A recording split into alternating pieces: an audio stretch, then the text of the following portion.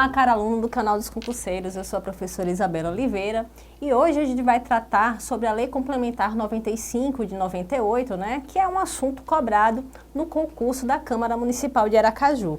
Vamos lá falar sobre a Lei Complementar 95/98. Do que trata a Lei Complementar 95/98? Né? A gente trouxe aqui todos os dispositivos legais, todos os comentários, para que vocês possam gabaritar essa lei, para que vocês possam gabaritar as questões que vão cair na prova de vocês, tá certo? Vejam só, gente, no Brasil, até 1998, antes da edição dessa lei complementar, a estrutura, a organização, a redação das leis eram de acordo com cada ente político. Cada um elaborava a sua lei, né, da forma como melhor lhe aprovesse, da forma como eles achavam, né, pela praxe jurídica, como deveria ser feita. Então, o município redigia de uma forma, os estados redigiam de uma forma. Claro que se tinha uma praxe jurídica nesse sentido, mas não tinha uma lei regulamentando como o trâmite processual, como a redação das leis deveriam ser. Certo? Então, a partir da Lei Complementar 95/98, que regulamentou o artigo 59, parágrafo único da Constituição Brasileira, é que se deu uma linearidade, né? Ficou de forma muito mais, digamos, um parâmetro, né? Para que todos os entes, seja a União, seja os estados, seja os municípios, enfim, todos os órgãos, possam estabelecer essas regras, possam seguir essas regras para que haja uma uniformidade no processo legislativo, na forma como são elaboradas as leis.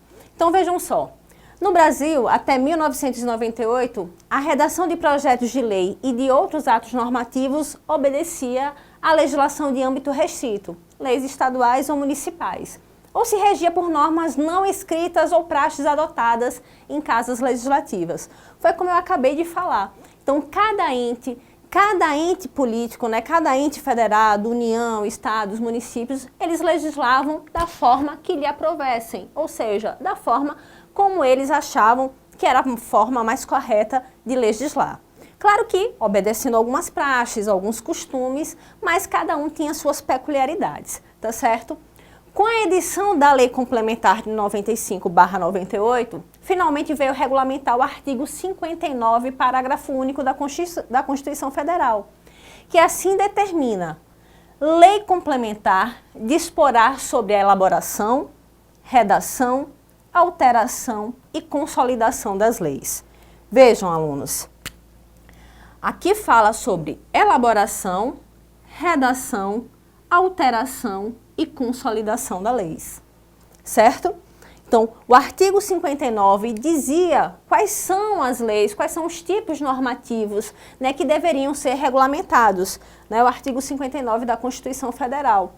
Vejam só, o artigo 1º, parágrafo único da referida da Lei Complementar, explicita que as suas disposições também se aplicam a todos os atos normativos compreendidos no processo legislativo, conforme o artigo 59 da Constituição. E que tipos de atos normativos são esses? Emendas à Constituição, e aí a gente precisa fazer, né, uma remissão e uma lembrança sobre o que seria emenda à Constituição. A gente sabe que a Constituição Federal de 1988, né, que é chamada Carta Cidadã, é a nossa principal lei, né, a lei que rege todo o país, né, a nossa principal, é a pedra de toque de todo o fundamento jurídico, né? Então, a nossa Constituição Federal é chamada de Lei das Leis, né? Ela é a lei suprema e todo o ordenamento jurídico deve obediência à Constituição Federal. Então, evidentemente que o legislador ele não pode prever todas as situações. Então, a Constituição Federal nasceu com um determinado número de artigos e ao passar dos anos, com a evolução histórica, né, com a evolução da própria sociedade, então vão se reclamando, vão se colocando direitos nessa Constituição. Então a gente chama de emendar. O que é emendar a Constituição? É acrescentar dispositivos, artigos à Constituição Federal. Leis complementares. O que são leis complementares? Leis complementares, como o próprio nome diz, é uma lei que complementa uma lei geral. Nesse caso, a nossa Lei Complementar 95 de 1998 está complementando este artigo 59, parágrafo único da Constituição Federal. Então vejam, a lei complementar sempre irá complementar, daí o próprio nome, né? Eu sempre costumo falar para os meus alunos que no direito as palavras, os nomes têm significados realmente. Não à toa aquele nome está ali. Então, se é para complementar, é porque realmente está complementando. E se está complementando uma lei geral, a gente está falando aqui, complementando, no nosso caso específico aqui, a Constituição Federal. Tá certo? Leis ordinárias. O que são as leis ordinárias? São as leis gerais, são as leis, né, que estão postas no dia a dia, são as leis mais comuns, né? Via de regra, as leis mais comuns se fazem por através de leis ordinárias, para tratar de assuntos comuns da sociedade, da coletividade, tá certo? Medidas provisórias. O que são medidas provisórias? Medidas provisórias são algumas medidas que o chefe do executivo toma, né, em razão da urgência e da relevância, da necessidade de se tomar aquela medida, aquele posicionamento em dado momento, é que se faz uma medida provisória, né, que tem força de lei. Prestem atenção que ela não é lei, mas tem força de lei. Mas como assim, professora? Como é que uma lei, né, como é que uma medida provisória tem força de lei, mas não é lei? Eu sempre costumo falar assim, meu aluno. Veja só, quando eu digo que eu tenho a força de um leão, eu sou um leão? Não. Bem assim é uma medida provisória. Ela tem força de lei, mas ela não é lei. Por quê? Porque para ela ser lei precisa passar por todo o processo legislativo. Tem que, no caso de uma medida provisória no âmbito nacional, né, no âmbito do presidente da República, quando ele o faz, tem que se submeter ao Congresso Nacional. Num dado momento ela tem força de lei, mas efetivamente, para ela virar lei, ela precisa passar por todo o trâmite processual junto ao Congresso Nacional, tá certo? Então prestem atenção que medida provisória tem força de lei, mas ela não é lei, tá certo? Decretos legislativos, que são autorizações, o chefe do executivo recebe uma autorização do Poder Legislativo para que se façam esses decretos, certo? E resoluções, que são geralmente para regulamentar matérias internas, como determinados órgãos vão funcionar, certo? Geralmente dispõe sobre o funcionamento mesmo, né, de determinados órgãos. Então, todas essas matérias normativas, todos esses tipos normativos vão ser regulamentados. A sua forma de elaboração, a sua redação serão regulamentados pela nossa Lei Complementar 95/98, tá certo? Então, é uma lei pequena, vocês não devem se preocupar, certo? Não é uma lei muito pequena, fácil, não há dificuldade. Eu tenho certeza que vocês, no concurso da Câmara Municipal de Aracaju, vocês irão gabaritar qualquer questão que venha sobre a Lei Complementar 95/98. Bom, meus alunos, o capítulo 1º, né, fala geralmente de todas as leis, falam sobre as disposições preliminares. O que são disposições preliminares? São as matérias primeiras que devem ser tratadas, né? Antes de se tratar do cerne, antes de se tratar do objeto daquela lei. Então, há algumas disposições, há alguns artigos que vão falar de forma geral do que é que trata a lei, para que é que aquela lei é destinada, certo? O artigo 1º, e a gente vai fazer essa leitura artigo por artigo, a gente vai destrinchar cada artigo desse com seus parágrafos, para que vocês entendam, né, como é que funciona a elaboração e a redação das leis, né, do processo legislativo, enfim, dos atos normativos, tá certo? Vejam bem, o artigo 1º assim destaca a elaboração,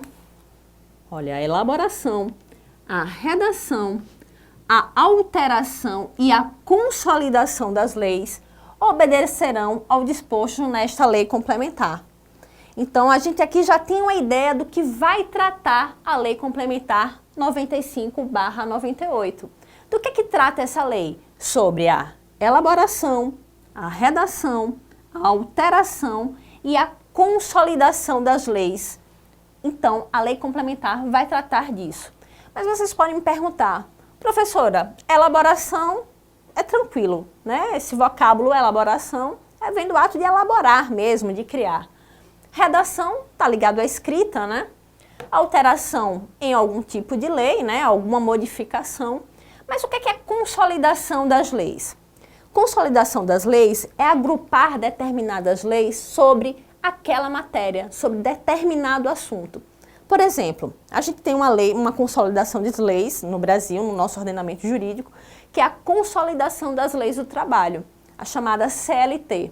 Então, o que foi que o legislador fez? Ele agrupou todas as leis que falam sobre direitos trabalhistas em um ordenamento jurídico, em uma macro-lei, digamos assim, né? Num livro, entre aspas, e a gente coloca entre aspas porque, na verdade, se fez essa capitulação, se juntou todas essas leis para que se formasse a consolidação. Consolidar não é aglutinar, não é juntar? Pois bem, então, todas as leis que falem sobre determinado assunto, por exemplo, no nosso caso que a gente está falando aqui sobre os direitos do trabalhador, se fez uma consolidação das leis do trabalho. Então, temos a CLT e na CLT temos diversas leis falando sobre hora extra, sobre seguro-desemprego, enfim, tantos temas que são enquadrados na consolidação das leis do trabalho, tá certo? Então, entendam que consolidação é agrupamento, é agrupar, é consolidar, é aglutinar todas as leis que falam sobre determinado assunto, sobre determinada matéria, tá bem? Então vamos ao parágrafo único. As disposições desta lei complementar aplicam-se ainda às medidas provisórias. Lembra o que eu falei agora, o que é que são medidas provisórias? Medidas provisórias são medidas adotadas pelo chefe do Poder Executivo que tem força de lei, mas não é lei. Tem força de lei. Ela se comporta como uma lei por um determinado momento, porque depois sim ela vai passar pelo processo legislativo normal. Vai ser votado, por exemplo, no âmbito federal, na Câmara dos Deputados, depois no Senado Federal, tá certo? Então, depois se vira lei, mas num primeiro momento ela é uma medida provisória. Provisória porque ela tem um determinado tempo para vigorar, né? Ela não pode vigorar eternamente. Ela tem que virar, ela tem essa força de lei por um determinado período, tá certo? Então, é isso que são as medidas provisórias, diante da urgência e da relevância, porque imaginem que o chefe do executivo precisa tomar uma medida urgente e não pode esperar por todo o trâmite processual. Imagine que tem votações, tem deliberações, tem pareceres das duas casas, então o processo é muito demorado. Então, em determinadas situações, o presidente da República, se a gente está dando aqui o caso, né, a nível federal, precisa tomar uma decisão, uma medida urgente. Por isso que tem as medidas provisórias, tá certo? Então, voltemos. As medidas provisórias e demais atos normativos referidos no artigo 59 da Constituição Federal, que foi o que vimos, né?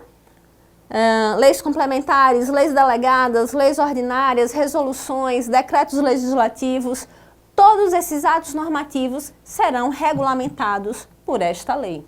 Como é que elas vão ser elaboradas? Como vão ser a redação desses atos normativos, a alteração e a consolidação desses atos normativos? Todas essas esferas, todas essas etapas serão abrangidas pela Lei Complementar 95/98, tá certo? Aqui o artigo 59 da Constituição Federal assim explicita: o processo legislativo compreende a elaboração de emendas à Constituição. E aí a gente já está fazendo uma revisão, né? O que são emendas à Constituição? Acrescentar dispositivos, né? Lembrei que no começo da aula eu falei justamente que ao longo dos anos, ao longo da evolução histórica e social, né, a Constituição, o Constituinte, ele não prevê todas as situações que são abrangidas na Constituição Federal, porque a sociedade é dinâmica, ela evolui. E com o passar do tempo, ela reclama alguns direitos e esquece outros, né? Isso a depender do momento histórico, da necessidade da própria comunidade, não é verdade? Então, se faz essas emendas, essas alterações na Constituição através de emendas. Emendas vêm justamente para acrescentar dispositivos, acrescentar artigos à Constituição Federal, ok? Leis complementares são leis que têm como propósito complementar, explicar e adicionar algo a uma lei geral, né? Vamos dar o exemplo da nossa Lei Complementar 95/98. O artigo 59 da Constituição está aí como uma lei geral e a Lei Complementar 95/98 está regulamentando, está complementando, né, está explicando esse artigo 59 da Constituição Federal, tá certo? Leis ordinárias são as leis gerais e comuns, né? No cotidiano, né, no processo legislativo, a maioria das leis se faz por leis ordinárias, tá certo? Leis delegadas. É um ato normativo elaborado pelo chefe do executivo. O chefe do executivo solicita autorização e o poder legislativo fixa o conteúdo e os limites. Depois de criada a lei, ela é remetida ao legislativo para avaliação e aprovação. O que é a lei delegada? É uma autorização do poder legislativo para que o chefe do executivo elabore a lei. Vejam, meus alunos, que isso é uma excepcionalidade, porque o processo legislativo se faz através de órgãos legislativos, né? De Câmara Municipal, se faz através de Câmara Municipal, das assembleias, do Senado, enfim, né? Do Poder Legislativo. Então, é uma autorização que o Poder Legislativo dá. E as medidas provisórias foi o que eu já falei, né? Que em razão da urgência e relevância, o chefe do executivo poderá adotar medidas provisórias com força de lei. Olha aqui, tem força de lei, mas não é lei, certo? As quais serão submetidas de imediato ao legislativo para conversão em lei. Depois que essas medidas são feitas, elas são submetidas ao legislativo para assim ser convertidas em lei. E decretos legislativos é um ato normativo de competência exclusiva do Poder Legislativo, com eficácia análoga de uma lei e terão efeitos externos. Então, os decretos legislativos é um ato de competência exclusiva do Poder Legislativo que terão efeitos externos, tá certo? E resoluções, que são atos administrativos que disporão sobre matérias de interesse exclusivo de cada poder e terão efeitos internos. Geralmente, a regulamentação de como funciona determinado órgão, administrativamente, como é que ele vai funcionar, o horário de atendimento, enfim, são matérias administrativas que são tratadas em resoluções, tá certo? Bom, meus alunos, nós vamos tomar um cafezinho, uma água e depois voltaremos dando continuidade à nossa Lei Complementar 95/98. Aguardo vocês!